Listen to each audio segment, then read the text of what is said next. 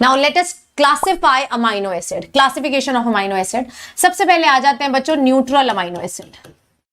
किस पे आ रहे हैं? Neutral amino acids. Neutral amino acid मतलब जिनके पास एक NH2 ग्रुप है और क्या है, एक ही COH ग्रुप है ना, जिनके पास एक बेसिक ग्रुप है और एक क्या है, एसिडिक ग्रुप है। वो क्या कहलाएंगे? क्या कहलाएंगे बच्चों? बैलेंस। बिल्कुल उन बच्चों की तरह कि तुम मुझसे पूछ रहे हो यार कल ना मंथन का फर्स्ट टेस्ट सीरीज है, तूने कितनी तैयारी कर ली? अब एक सीधा सा बच्चा होगा, या तो वो बोलेगा यार मैंने तो शुरू ही नहीं किया है, या तो वो क्या बोलेगा, यार मैंने तो सारा कर लिया है।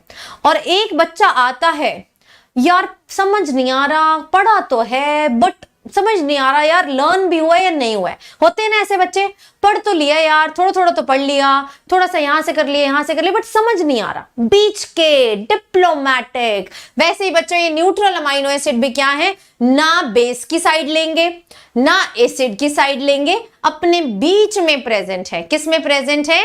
बीच में प्रेजेंट है।